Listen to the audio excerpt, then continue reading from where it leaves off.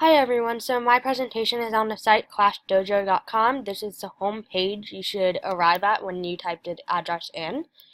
Now, this site is focused around both the teacher, parent, and students in the classroom.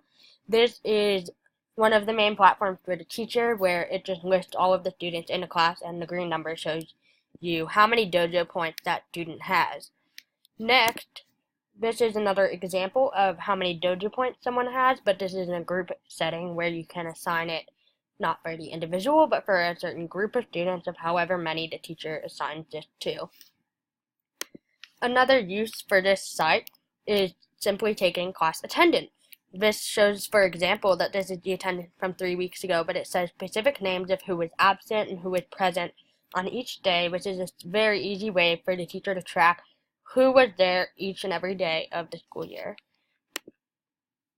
Next, another use for this site is also some simple assignments. These are mostly online electronic assignments, as you can tell from this screen.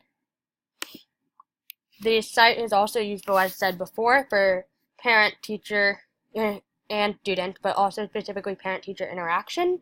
This shows that the teacher is able to send out a reminder to the whole class or write specific things to individual parents here about their student. The main focus of this site, while it's able to do attendance and assignments, is to record behavior.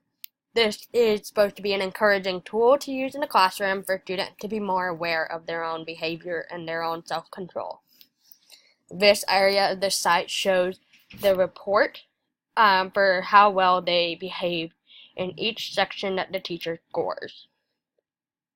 You are also able to see this for various periods of time per student.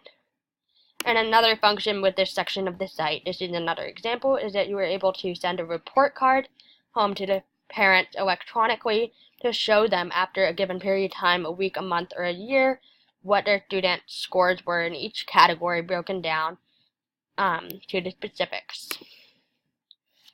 Another way of recording the behavior for those charts is that the teacher can change what is recorded as negative and positive behavior here to very specific items per what they need in their classroom.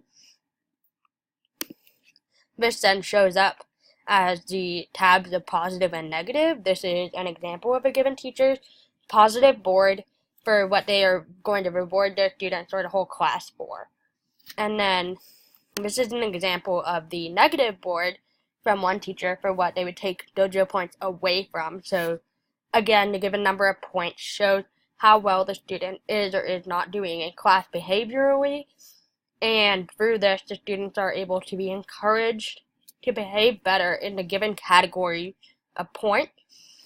The negative one needs to be noted that this can be used incorrectly in the classroom, but the intended use of this one specifically is to remind students or warn students about their behavior, but not to be used as a direct form of punishment, but rather just a reminder, hey, you need to take care of this, and you need to stop being off task, you need to be more aware of this, rather than a form of punishment, so that students are able to be more aware on their own rather than being called out in front of the whole class. So they can be used as a very positive tool in the classroom for both the positive and negative sides of the dojo point when used correctly.